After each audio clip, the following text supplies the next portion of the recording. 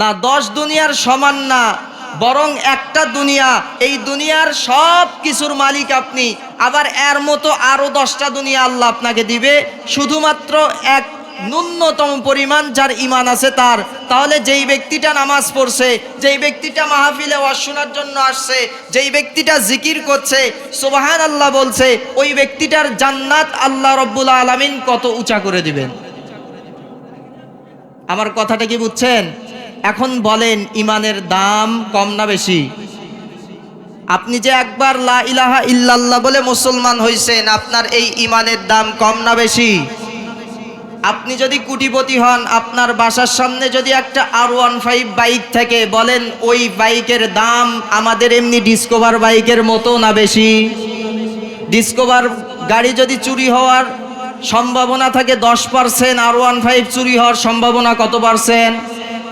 বলেন যে 100%। কত পার্সেন্ট? 100%।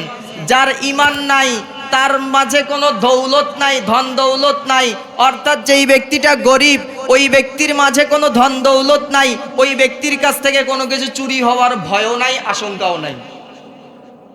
যার কাছে ধন দৌলত আছে তার কাছে চুরি হয়। কথা বলেন।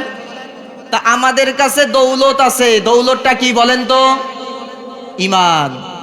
তো আমাদের ঈমানের এই দৌলতটা কি কম দামি না বেশি দামি? দুনিয়ার সবকিছু যদি আপনাকে দেওয়া হয়, সবকিছুর চেয়ে কম দামি না বেশি দামি? কারণ দুনিয়াতে আপনাকে দিলে একটা দুনিয়া দিবে, আর আখেরাতে এই ঈমান নিয়ে গেলে আল্লাহ রাব্বুল আলামিন এই দুনিয়ার মতো আরো 11টা দুনিয়া আপনাকে দিবে। তাহলে দাম বেশি না ঈমানের? এখন বলেন, যেই জিনিসের দাম বেশি হয় ওই জিনিস চুরি হওয়ার সম্ভাবনা বেশি না কম? ডাকাতি হওয়ার সম্ভাবনা বেশি না কম? তাহলে আমাদের ঈমান কি ডাকাতি হবে না? ডাকাতরা কি বসে আছে ঈমান কি থুয়ে দেওয়ার জন্য বসে আছে, না ডাকাতি করার জন্য সবসময় চক্র করতেছে?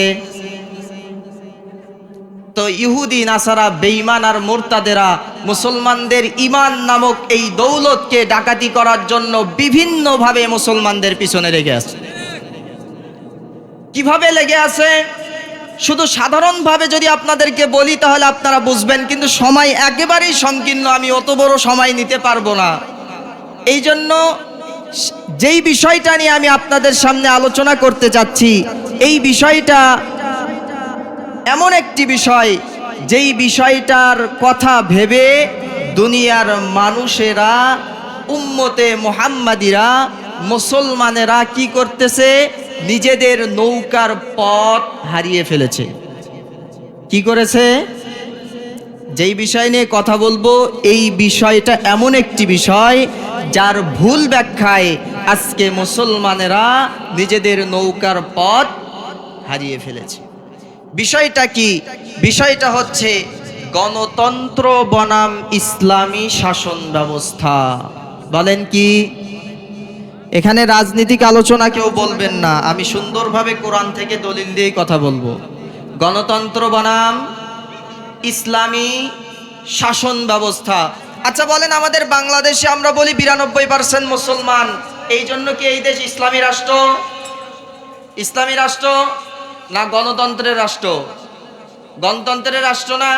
আচ্ছা, গণতন্ত্রের মূলনীতি কি একটু দেখেন, একটু দেখলেই বুঝবেন এই গণতন্ত্রটা কি।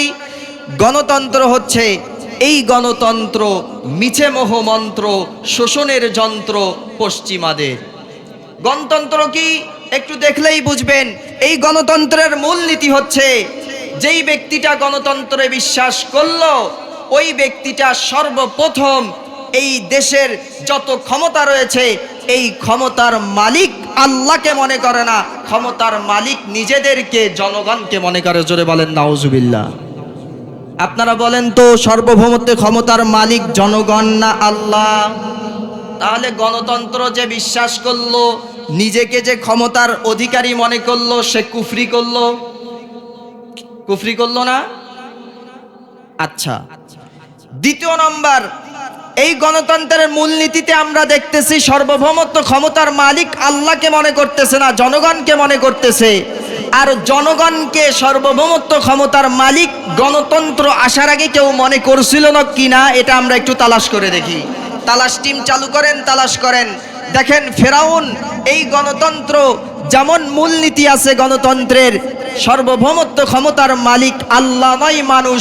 ফেরাউনও মিশরের ক্ষমতার মালিক আল্লাহকে বাদ দিয়ে নিজেকে দাবি করেছিল। ফেরাউন বলেছিল আনা রব্বুকুমুল আ'লা। 400 বছর মিশরের ক্ষমতাধার থাকার কারণে সে নিজেকে দাবি করেছিল আনা রব্বুকুমুল আ'লা। এখন বলেন আমি এই জাহানের সব থেকে বড় রব। আপনাদের সামনে যদি কোনো সরকার 100 বছর 40 বছর থেকে এসে আপনাদেরকে যদি বলে আনা রব্বুকুমুল আ'লা, আমি আসমানের মালিক, আমি জমিনের মালিক, আমি সব কিছুর মালিক, আপনারা মানবেন না আন্দোলন করবেন? চুপ করে বসে থাকবেন? থাকবেন না। ফেরাউনও আসমানের মালিক নিজেকে দাবি করে নাই, ফেরাউনও জমিনের মালিক নিজেকে দাবি করে নাই, ফেরাউনও পাহাড় পর্বতের মালিক নিজেকে দাবি করে নাই। কারণ জানে যদি আসমানের মালিক দাবি করি তাহলে আমার যে প্রজারা রয়েছে আমাকে জুতা পিটা করবে। তাহলে ফেরাউন আনা রব্বুকুমুল আ'লা বলছে কি হিসাবে? এখন মূল পয়েন্ট বোঝেন ভালো করে। ফেরাউন নিজেকে আনা রব্বুকুমুল আ'লা বলেছে এই হিসাবে, এই মিশরের সার্বভৌমত্ব ক্ষমতার মালিক হিসাবে আমার চেয়ে বড় খোদা আর তোমাদের এই মিশরে নাই। তাহলে বলেন গণতন্ত্রের সাথে ফেরাউনের তন্ত্রের মিল আছে? নাই। তো ফেরাউন আনা রব্বুকুমুল আ'লা মিশরের সার্বভৌমত্ব ক্ষমতার মালিক নিজেকে দাবি করার কারণে তার শেষ পরিণতি কি হয়েছে? ইঁদুরের মতো নীল নদে চুবায়া চুবায়া আল্লাহ তাকে মারছে। তাহলে এখন আমরা যারা গণতন্ত্র বিশ্বাস করে গণতন্ত্র করতেছি, নিজেকে কেমন জানি ফেরাউনের মতোই সার্বভৌমত্ব ক্ষমতার মালিক মনে করতেছি, আল্লাহকে নয়। আমরাও যেন কেমন জানি ফেরাউন হয়ে গিয়েছি, নব্য ফেরাউন। আর গণতন্ত্রের কি কি দোষ দেখেন। গণতন্ত্র ওই বিষয় যেই বিষয়ের মধ্যে আল্লাহ দুনিয়ার মধ্যে এবং আল্লাহর রসুল দুনিয়ার মধ্যে যা হারাম করেছে তাকে হালাল করা যায়। গণতন্ত্র ওই জিনিস যেই জিনিসের দ্বারা আল্লাহ এবং আল্লাহর রসুল দুনিয়ার মধ্যে যা হারাম করেছেন তা হালাল করা যায়, যা হালাল করেছেন তা হারাম করা যায়, আর যা হারাম করেছেন তা হালাল করা যায়। এই বিষয়ের নাম গণতন্ত্র। গণতন্ত্রে কাকে বলা হয়? যেই বিষয়ের দ্বারা সুদ, জুয়া, আপনি যত ধরনের অবৈধ কাজ রয়েছে ইসলামী হারাম, সেগুলো এই গণতন্ত্রের মাধ্যমে জায়েজ করা যায়। শুধু কি তাই, এই গণতন্ত্র দিয়ে অশ্লীলতা, বেহায়াপনা, নাচ গান, মদা, জুয়া, নারীবাজি সব কিছুকে এই গণতন্ত্রের মাধ্যমে জায়েজ করা যায়। অথচ ইসলাম কি বলেছেন? হারাম। কি বুঝলেন? কাদের চক্রান্ত? ইমান ডাকাতদের চক্রান্ত। বুঝতেছেন আমার কথা? কাদের চক্রান্ত? ইমান ডাকাতদের চক্রান্ত। মুসলমানদের ইমান তো এমনি দিবে না, গণতন্ত্র ঢুকায়া দেয়, সব কিছুকে হালাল করে দেয়, অবশ্যই তাদের ইমান বিক্রি হয়ে যাবে। এই গণতন্ত্রের মূলনীতির দিকে যদি আপনারা একটু লক্ষ্য করেন তাহলেই বুঝতে পারবেন এই গণতন্ত্রের সাথে ইসলামের কি কি সাংঘর্ষিক রয়েছে। গণতন্ত্রের শাসন ব্যবস্থার মধ্যে আপনার কাছে টাকা আছে, আপনি ক্ষমতার মালিক। আপনার কাছে শক্তি আছে, আপনি ক্ষমতার মালিক। আপনার কাছে মিডিয়া আছে, আপনি ক্ষমতার মালিক। আপনার কাছে যদি কোনো কিছু থাকে, অর্থাৎ জোর যার মুল্লুক তার। অন্যদিকে ইসলামী শাসন ব্যবস্থা দেখেন, আপনি গণতন্ত্র করেন, আপনি একজন প্রজাতন্ত্রের দেশ, আপনি সরকারের কাছে যাই সরকার ভুল করলে ধমক দেখে সরাসরি কথা বলতে পারবেন? পারবেন না রে ভাই। কথা বললেই গুলি করে আপনাকে কি করে দিবে বলেন? শেষ। আপনি দেশের জন্য কথা বলবেন, যারা গণতন্ত্র করে আপনাকে শেষ করে দিবে। এটা হচ্ছে গণতন্ত্রের সিস্টেম। আর ইসলাম কেমন নীতি? হযরতে ওমর ফারুক রাদিয়াল্লাহু তাআলা আনহু রাষ্ট্রনায়ক, ভুল করেছে, একজন নারী দাঁড়িয়ে বলতেছে ওমর ফারুক তুমি ভুল করেছো। মাথা নিচু করে হযরতে ওমর ফারুক রাদিয়াল্লাহু তাআলা আনহু বলতেছেন হ্যাঁ আমি ওমর ফারুক ভুল করেছি, মহিলা আপনি সত্য বলেছেন। এটা হচ্ছে ইসলামী শাসন ব্যবস্থা। আজকে ইসলামী শাসন ব্যবস্থা আমাদের মাঝ থেকে হারিয়ে যাওয়ার কারণ কি? আমরা কোরআনকে ছেড়ে দিয়েছি, কোরআনকে বুঝা ছেড়ে দিয়েছি, কোরআনকে মানা ছেড়ে দিয়েছি। আমাদের থেকে ইসলাম চলে গিয়েছে, আমরা গণতন্ত্র নিতেছি। অথচ আল্লাহ তাআলার স্পষ্ট কোরআনের আয়াত শুনে রাখেন, সূরা তাওবার 29 নম্বর আয়াতের মধ্যে আল্লাহ তাআলা বলতেছেন কাতিলুল্লাযীনা লা ইউমিনুনা বিল্লাহি ওয়ালা বিল ইয়াউমিল আখিরি ওয়ালা ইউহাররিমুনা মা হাররামাল্লাহু ওয়া রাসূলুহু। তোমরা ওই ব্যক্তিদের সাথে যুদ্ধ করো, তোমরা ওই ব্যক্তিদের সাথে লড়াই করো। মুসলমানদেরকে বলতেছেন যারা আল্লাহকে বিশ্বাস করে না, যারা আখিরাত দিবসকে বিশ্বাস করে না, এমনকি আল্লাহ এবং আল্লাহর রসুল যেটাকে হালাল বলেছে সেটাকে হালাল বলে মনে করে না, আল্লাহ এবং আল্লাহর রসুল যেটাকে হারাম বলেছেন সেটাকে হারাম বলে মনে করে না, এমন ব্যক্তিদের সাথে তোমরা যুদ্ধ করো। কথা কি আমার বুঝছেন? তাহলে আমরা দেখলাম হালালকে হালাল মনে করে না গণতন্ত্র, হারামকে হারাম মনে করে না গণতন্ত্র। সুতরাং বিশ্বের প্রতিটি মুসলমানের জন্য আল্লাহর কোরআনের আয়াতের উপর আমল করতে গেলে যারা গণতন্ত্র করে তাদের সাথে জিহাদ করা ফরজ হয়ে গেছে। কথা কি বুঝতেছেন? আমার কথা আমার বুঝতেছেন? আল্লাহর কোরআনের আয়াত বলছি না, সূরা তওবার 29 নম্বর আয়াত, মনে রাখবেন। হালালকে হালাম মনে করে না, হারামকে হারাম মনে করে না। আজকে দেখেন হাদিস শোনেন, সংক্ষেপে একটা হাদিস শোনাই, কি খারাপ লাগতেছে? আপনাদের হয়তো মন ছিল কত সুন্দর বয়ান শুনতেছিলাম, সুরের বয়ান, এই হুজুর আছে কি এগুলো শুরু করে দিল, এরকম মনে হচ্ছে? বাস্তবতা বলতেছি ভাই, এখন যদি না বলি পরে আর বলার সুযোগ নাই। আপনারা কি আমাদের দিন যায় সোজাই বলবেন যে সুলতান হুজুরের বেটা জাকি হাবিব ওখানে বয়ান করতে গেছিল, খালি সুর মারছে, কানের মজা পাইছি, সঠিকটা বুঝিনি, একে ফাটা। ই কালারটার ডাল নিয়ে ফেরেশতারা বসে আছে কবরত পিটার জন্য। হুজুরের বেটা আয়, কি কথা বুঝতেছেন না? পিটন খাওয়া লাগবে আমার, এই নিজের পিঠ বাঁচানোর জন্য বলতেছে। আপনারা মানলে মানেন, রাগ করলে করেন, আর কি করেন করে। তো কথা বলতেছিলাম, আল্লাহর আইনকে যদি কেউ না মানে তাহলে তার জন্য শাস্তি কি হবে। একজন সাহাবী, সহিহ হাদিস থেকে বলতেছি, একজন সাহাবী, সেই সাহাবী রিওয়ায়াত করেছেন একজন মুনাফিক, মাশহুর হাদিস এটা, এক মুনাফিক এক ইহুদির সাথে জায়গা জমি নিয়ে ঝগড়া লাগছে, জায়গা জমি নিয়ে সমস্যা হয়েছে। ওই ইহুদি আল্লাহর রসুলের কাছে গিয়ে বিচার দিছেন, ইয়া রাসূলুল্লাহ, আপনার একজন উম্মত, সেই যে আমার সাথে সেই কাজগুলো করতেছে, আমার কাছে দলিল প্রমাণ আছে। আল্লাহর রসুল সাল্লাল্লাহু আলাইহি সাল্লাম দলিল প্রমাণ দেখে যখন দেখতেছেন এটা তো বাস্তবেই ইহুদির জমি, এ তো চিটারি করতেছে, এ তো মুনাফিক, আল্লাহর রসুল বলতেছে এটা ইহুদির জমি, তোমার জমি না, চলে গিয়েছে। সে এখন তার রসুলের ফাইসালা তার কাছে ভালো লাগে নাই, সে এখন আবু বকর সিদ্দিক রাদিয়াল্লাহু তাআলা আনহুর কাছে গেছেন, যায় বলতেছেন, আবু বকর সিদ্দিক, দেখছো তোমার বন্ধু কি করছে? বলে কি করছে? আমি একজন মুসলমান, আমি একজন ইমানদার, আমার আর ইহুদির মাঝে এই জমি নিয়ে সমস্যা হয়েছে। রসুল সাল্লাল্লাহু আলাইহি সাল্লাম ইহুদির পক্ষে ফাইসালা দিছেন। রসুল এবার ইহুদিকে জিজ্ঞাসা করছে, এ ভাই কি ফাইসালা হয়েছে? বলতেছে, দেখো আমার জমিটা সে আত্মসাৎ করতে চেয়েছিল, আল্লাহ রসুলের কাছে বিচার দিছি, আল্লাহ রসুল সুন্দরভাবে আমার দিকে দলিল আছে, আমার দিকে ফায়সালা করে দিছেন, আর আল্লাহ রসুলের ফায়সালা তার পছন্দ হয়নি, এই জন্য সে আপনার কাছে আসছে। এবার আবু বকর সিদ্দিক রাদিয়াল্লাহু তাআলা আনহু বলতেছেন, এই রসুলের ফায়সালা যেটা, আমার ফায়সালাও সেটা, তুমি আমার কাছে বিচার নিয়ে আসছো, আমার বিচার পরিবর্তন হবে না, রসুল যা বলছে তাই। এই ইহুদির বাচ্চা সে তো বুঝছে, কিন্তু এই যে মুনাফিক মার্কা মুসলমান সে বুঝে নাই। এই জালেম কি করছে, আর পরে গেছে হযরতে ওমরে ফারুক রাদিয়াল্লাহু তাআলা আনহুর কাছে, উনি একটু গরম মানুষ, সে ভাবতেছে হয়তো ওমরে ফারুককে বললে সে মুসলমানের পক্ষে কথা বলবে, এই জন্য ওমর ফারুকের কাছে গেছে, যায় বলতেছে, এই ওমরে ফারুক, দেখো রসুল কি করছে, আমার পক্ষে দলিল না দিয়ে সে দিছে ইহুদির পক্ষে দলিল। তখন ইহুদিকে জিজ্ঞাসা করছে, কি হয়েছে ঘটনা বলো। ইহুদি ঘটনা খুলে বলে, আমার জমি সে আত্মসাৎ করার চেষ্টা করেছিল, রসুল দলিল দেখে আমার পক্ষে রসুল রায় দিয়েছে, তার রসুলের রায় পছন্দ হয় নাই, আবু বকরের কাছে গেছে, আবু বকর বলছে যে আমি রসুলের রায়কে পরিবর্তন করতে পারবো না, এখন তোমার কাছে আসছে, এখন তোমার কাছে বিচার দিছে। ওমরে ফারুক রাদিয়াল্লাহু তাআলা আনহু বলতেছে, এই কথা কি ঠিক আছে? রসুলের রায় তোমার পছন্দ হয় নাই, আবু বকরের রায় তোমার পছন্দ হয় নাই? সে বলতেছে, না পছন্দ হয় নাই। তো আমার কাছে আসতো বিচার নিয়ে, আমি কি রায় করে দিব, বিচার করে দিব? বলতেছে, হ্যাঁ আপনি বিচার করে দেন। ঠিক আছে বিচার করে দিতেছি, দাঁড়াও।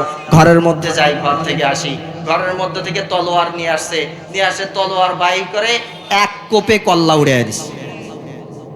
কি করছে বলেন? ওমরে ফারুক রাদিয়াল্লাহু তাআলা আনহুর বক্তব্য হচ্ছে, আল্লাহর রসুল তোমাকে ফায়সালা করে দিছে, আল্লাহর রসুলের ফায়সালা তুমি মানো নাই। আবু বকর সিদ্দিকের কাছে গিয়েছো, তখনই তো তোমার অপরাধ হয়ে গিয়েছে। অর্থাৎ বোঝা গেল যেই ব্যক্তিটা আল্লাহর দেওয়া আইন, আল্লাহর রসুলের দেওয়ার আইন মানবে না, ওই ব্যক্তির শাস্তি আর ফাইসালা হচ্ছে তার কল্লা উড়িয়ে দেওয়া। একজন মানুষকে কখন হত্যা করা যায়? তিনটি কারণে হত্যা করা যায়। এক মুসলমান আর এক মুসলমানকে কোনো সময় হত্যা করা যায় না তিন কারণ ছাড়া। একটা হচ্ছে সে যদি মুরতাদ হয়ে যায়, অর্থাৎ আল্লাহ এবং আল্লাহর রসুলের কোনো আইনকে মানলো না, আল্লাহকে বিশ্বাস করলো না, এইরকম যদি হয় তাহলে তাকে হত্যা করা জায়েজ।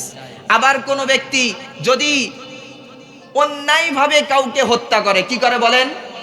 অন্যায় ভাইকে, অপর কোন মুসলমান ভাইকে হত্যা করে, তাহলে ওই ব্যক্তিকে হত্যা করা জায়েজ। আর কখন জায়েজ? যদি কোনো ব্যক্তি মুসলমান হয়ে আল্লাহ অথবা আল্লাহ রসুলকে গালি দেয়, তখন ওই ব্যক্তিকে হত্যা করা জায়েজ। এখানে দেখেন একটা প্রেক্ষাপট অনুযায়ী দেখেন, এখানে বলতেছে যখন আল্লাহ এবং আল্লাহ রসুলকে গালি দেওয়া হয়, প্রাসঙ্গিক আলোচনা আসতেছে, কি করব? সময় তো নাই, কি করব? আল্লাহ এবং আল্লাহ রসুলকে যারা গালি দেয়, ইসলাম কি বলতেছে? তাকে সর্বোচ্চ শাস্তি কি দিতে হবে? মৃত্যুদণ্ড।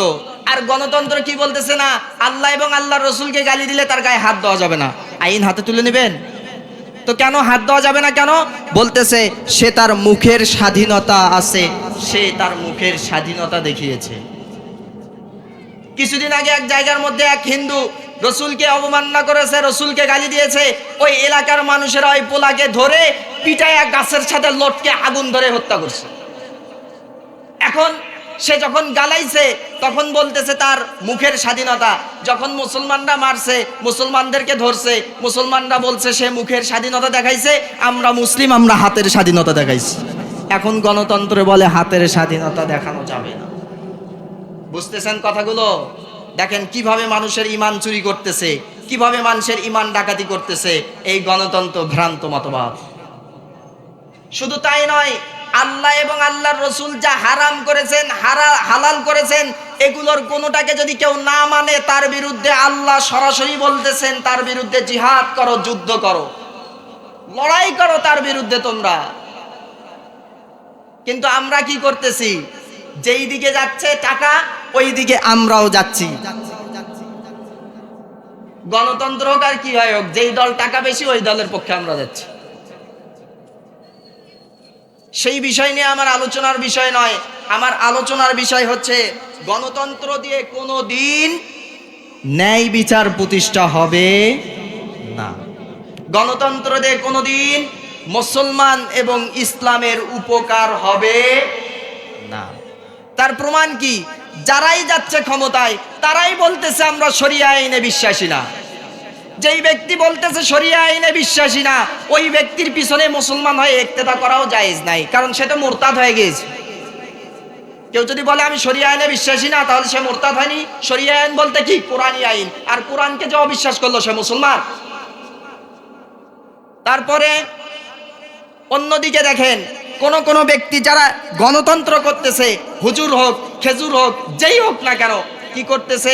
বিধর্মীদেরকে ইসলামের দাওয়াত দিতে হবে। ইসলামের দাওয়াত না দিয়ে বিধর্মীদের দুর্গা পূজায় শুভেচ্ছা জানাচ্ছে। বলেন, গণতন্ত্র করে ইসলামের ক্ষতি হচ্ছে না উপকার হচ্ছে? গণতন্ত্র দিয়ে কি, আগেই বললাম মূলনীতি, একজন মানুষকে আর একজন মানুষকে হত্যা করতে পারবে না 3 শর্ত ছাড়া। কিন্তু গণতন্ত্রের কারণে এক দল আর এক দলকে পিটায়া হত্যা করতেছে কিনা? এক দলের লোক আর এক দলকে হত্যা করতেছে, এরা কি মুসলমান না? মুসলমান হয়ে আর এক মুসলমানকে হত্যা করা জায়েজ আছে? কিন্তু দলের কারণে যে হত্যা করতেছে, কিভাবে হত্যা করতেছে? ক্ষমতা টিকায় রাখার জন্য হাজার হাজার মায়ের বুককে খালি করে দিয়ে গিয়েছে, হত্যা করে নাই। তাকে গণতন্ত্রের আইন ব্যবস্থা পালিয়ে স্বামীর কোলে যাওয়ার সুযোগ করে দিয়েছে। কথা বলেন না, ঠিক না?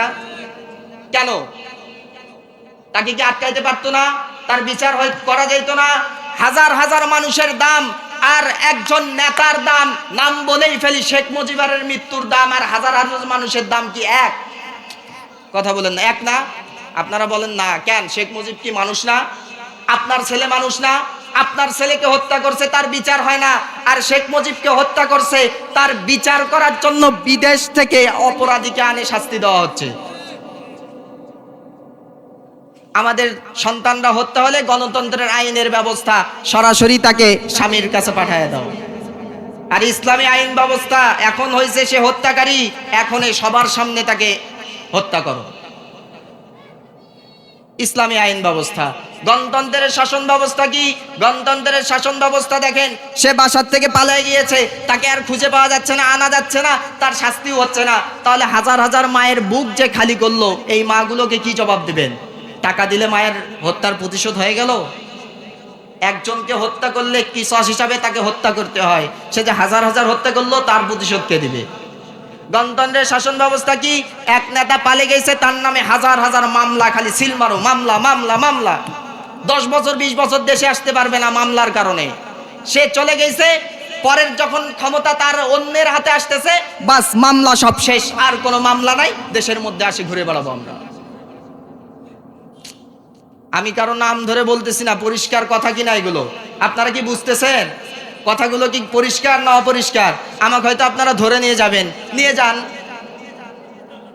ধরে নিয়ে যান, হত্যা করবেন, করেন, কোনো আপত্তি নাই। কারণ কি? কারণ আমরা আমাদের জান মাল ইজ্জত সব কিছুর বিনিময়ে আল্লাহর কাছ থেকে জান্নাত ক্রয় করেছি। আপনারা কি মুসলমান না? জানমাল দিয়ে আপনারা আল্লাহর থেকে জান্নাত ক্রয় করেননি, তাহলে এখন ভয় করে লাভ আছে? কথা বলেন, ভয় করে লাভ আছে?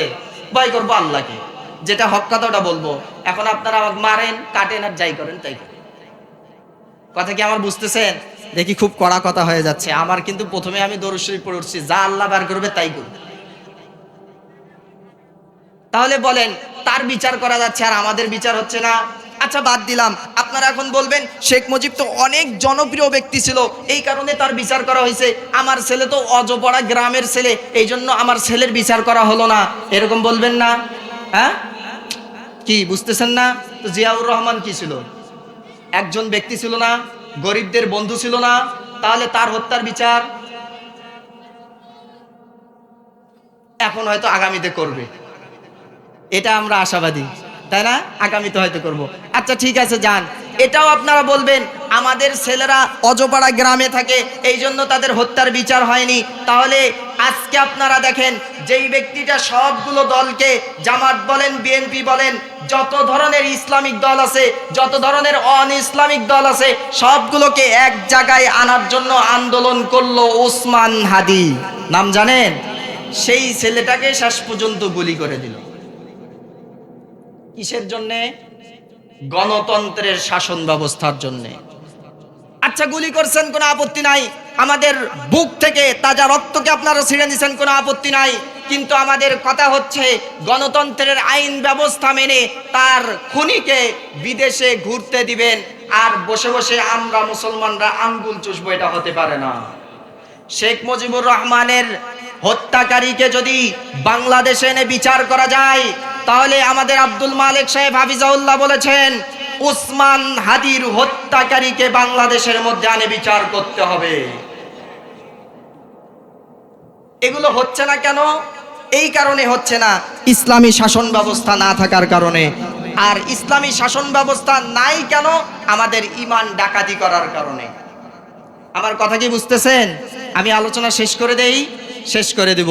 তবে আমার মূল কথা হচ্ছে ইসলামী শাসন ব্যবস্থা কায়েম করতে হবে ইসলামের তরিকা অনুযায়ী, গণতন্ত্র আর ভোট দিয়ে না, বুঝছেন? তবে এরপরও যদি কেউ গণতন্ত্র করে কোনো অপারগতার কারণে, আমাদের বড় বড় ওলামা একরামরা বলছেন জায়েজ আছে, তবে আপনাকে ইসলামের নীতির উপর থেকেই এই গণতন্ত্র করতে হবে। আজকে আমি শেষ করে দিচ্ছি, যেহেতু আমাদের একজন সৈনিক, সাহসী যুবক ভাই, আমিও যুবক মানুষ, আমার ওই ভাইও যুবক মানুষ ছিলেন, ওই ভাই যে যুবক, তাকে হত্যা করা হয়েছে, তার হত্যার বিচার আমরা চাই। এটা কি আপনারা সকলে চান? আমরা তার হত্যার বিচার চাই, তাড়াতাড়ি হোক, চাই আমরা। তার আমরা হত্যার বিচার চাই। 5 মিনিট আছে, তো তাকে নিয়ে একজন কবি খুব সুন্দর সঙ্গীত লেখছে, এই সঙ্গীতটা আপনাদেরকে শোনাবো, শুনবেন তো ইনশাল্লাহ? শুনবেন তো? আমাদের একজন জুলাই যোদ্ধা, বিপ্লবী একজন কণ্ঠ, যার কণ্ঠ শুনে বাতিলরা থরথর করে কাঁপত। শরীফ ওসমান হাদি ভাই, তাকে আজকে গুলি করা হয়েছে, দুনিয়ার থেকে বিদায় করা হয়েছে। তাকে নিয়ে একটু প্রাণের কথা আপনারাও শুনবেন। আপনারাও দিলে দিলে এটাই মনে করবেন যেন গজলটা আপনারা নিজেরাই লিখছেন। পারবেন তো ইনশাআল্লাহ? জুলাইয়ের দাবানল আমাদের হাদি, তোমার জন্য মোরা মুনাজাতে কাঁদি। কাঁদেন না? কাঁদেন কিনা? জুলাইয়ের দাবানল আমাদের হাদি, তোমার জন্য মোরা মুনাজাতে কাঁদি। কথার বারুদ নিয়ে এসো, ফিরে এসো, মনের গহীনে মোরা সেই আশাবাদী। জুলাইয়ের দাবানল আমাদের হাদি, তোমার জন্য মোরা মুনাজাতে কাঁদি। কথার বারুদ নিয়ে এসো, ফিরে এসো, মনের গহীনে মোরা সেই আশাবাদী। আমাদের হাদি ওরে উসমান হাদি, ইনকিলাবের কথা এসে বলে যাও। আমাদের হাদি ওরে উসমান হাদি, ইনকিলাবের কথা এসে বলে যাও। হায়নার আঘাতে তুমি চলে গেলে, হেরে যাবে এই দেশ এই জনতা। জুলাইয়ের দাবানল আমাদের হাদি, তোমার জন্য মোরা মুনাজাতে কাঁদি। তোমার জন্য মোরা মুনাজাতে কাঁদি। কোটি কোটি প্রিয়জন আজ ফরিয়াদি, তোমার জন্য মোরা মুনাজাতে কাঁদি। ঠিক কিনা? তাগুতের চোখে মুখে এত ভয় কেন, আমাদের কলিজার ঝরিয়েছে খুন। ঠিক কিনা? তাগুতের চোখে মুখে এত ভয় কেন, আমাদের কলিজার ঝরিয়েছে খুন। সত্যের শক্তিটা যেন সাইমুন, আমাদের হাদি যেন তার বহুগুণ। জুলাইয়ের দাবানল আমাদের হাদি, তোমার জন্য মোরা মুনাজাতে কাঁদি। কথার বারুদ নিয়ে এসো, ফিরে এসো, মনের গহীনে মোরা সেই আশাবাদী। মনের গহীনে মোরা সেই আশাবাদী। এত এত ভালোবাসা কলিজাতে বাঁধি, তোমার জন্য মোরা মুনাজাতে কাঁদি। জুলাইয়ের দাবানল আমাদের হাদি, তোমার জন্য মোরা মুনাজাতে কাঁদি। কথার বারুদ নিয়ে এসো, ফিরে এসো, মনের গহীনে মোরা সেই আশাবাদী। বাঁধেন তো ইনশাআল্লাহ? আল্লাহ রাব্বুল আলামিন